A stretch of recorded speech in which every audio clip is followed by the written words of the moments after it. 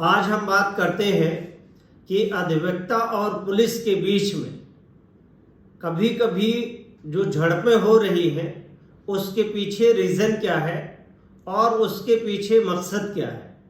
आज हम ये भी बात करते हैं कि अधिवक्ताओं से या अधिवक्ता से पुलिस क्यों डरती है, इसके पीछे रीज़न क्या है। क्योंकि पुलिस जो आती है या सर्विस करती है वो हाई स्कूल, इंटर और बीए तक ज़्यादा से ज़्यादा पढ़े होते हैं और उनका वर्किंग स्टाइल होता है जो ज़मीन पे लोगों के अपराध से रिलेटेड होता है, उससे होता है। लेकिन जो अधिवक्ता होते हैं वो ऑलरेडी डबल ग्रेजुएट होते हैं और कानून के बारे में उन्हें दिन भर और रात भर पढ़ करके उन्हें बहुत डीप और बहुत अहम जानकारियां होती हैं।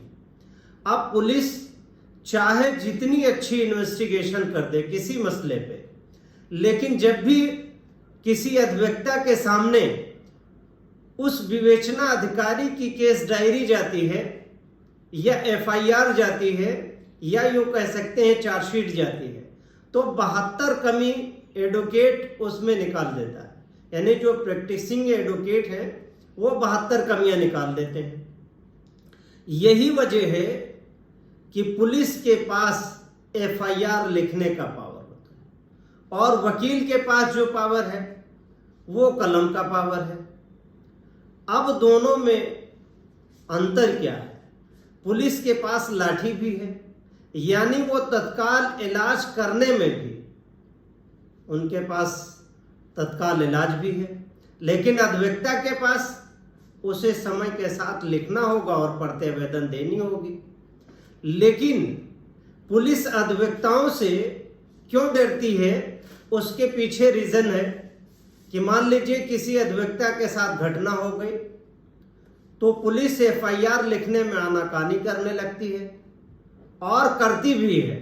ये बहुत बड़ा एक्सपीरियंस है इस फील्ड में, हम भी इस चीज़ को बहुत महसूस करते हैं कि एफआईआर बिल्कुल नहीं लिखती है और अगर लिखती है तो एफआईआर की तहरीर के हिसाब से सेक्शन उसमें कम और ज़्यादा करके लिख देती है।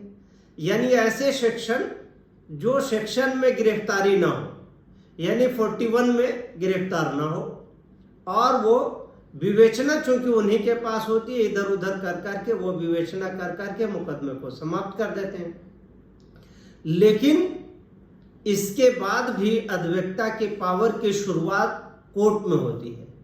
वो चाहे जैसी चार्जशीट बना दें, चार्जशीट आएगी आखिर कोर्ट में आएगी, और जो अधिवक्ता होता है वो कोर्ट के प्रीमाइसेस का मझा हुआ खिलाड़ी होता है।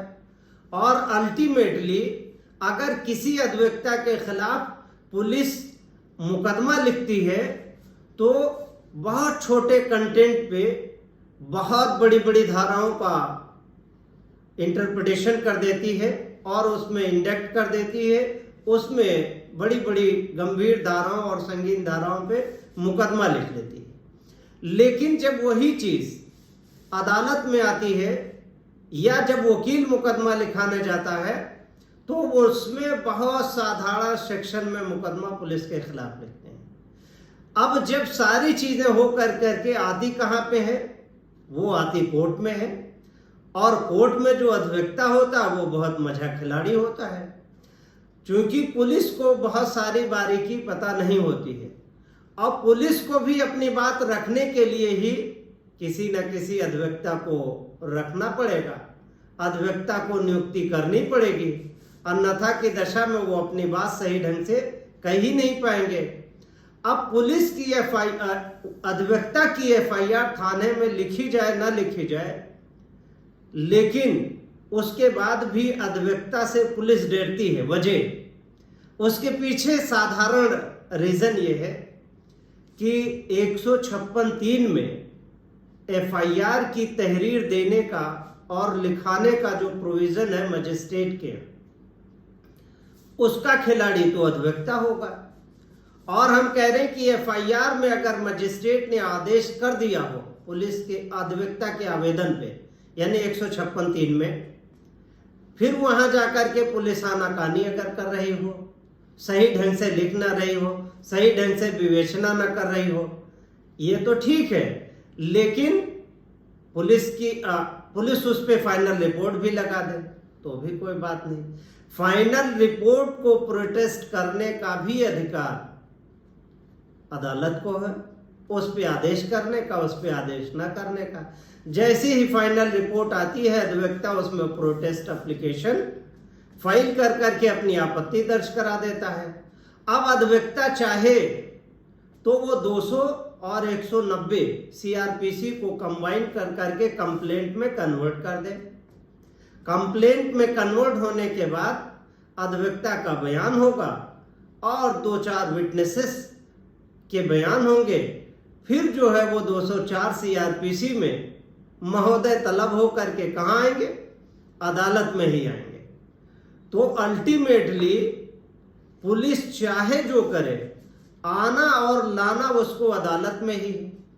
जिस अदालत में आना है उसके हम या अधिवक्ता मझे खिलाड़ी होते हैं। तो अल्टीमेटली पुलिस इसीलिए अधिवक्ता से डरती है कि चूंकि अधिवक्ता कानून का ज्ञाता होता है और कानून के बारे में बहुत डीप जानता है, यानी सवेरे से शाम उसी कानून में उलट पलट होती रहती है, यानी स्टडी वर्ड पे डेफिनेशंस होती रहती है, और पुलिस ऐसा करने में एक तो कासिर रहती है, समय नहीं रहता है। तो बहुत सारे ऐसे रीज़न हैं कि उनकी इलिटरेसी की वजह से भी और पुलिस अपनी बात सही ढंग से अदालत में अधिवक्ता के विरुद्ध रख भी नहीं पाती है। ये भी एक बड़ा रीज़न है जो अधिवक्ता से पुलिस डरती है, और डरना भी चाहिए, क्योंकि पुलिस को भी रिप्रेजेंट करना होगा अदालत में, तो भी उसे अधिवक्ता की ज़रूरत पड़ेगी। यानी वादी की तरफ से भी अधिवक्ता रहेगा और प्रतिवादी की तरफ से भी अधिवक्ता ही रहेगा। वक्ती तौर पर पुलिस अपने डंडे से चाहे जैसा काम ले ले, आना तो उसे कलम के झंडे में ही होगा। इसलिए मैं ये कह रहा हूँ कि पुलिस से अधिवक्ता कभी नहीं डरते और अधिवक्ता से पुलिस हमेशा डरती है। इसको आपने भी मार्केट में ऑब्जर्वेशन किया होगा।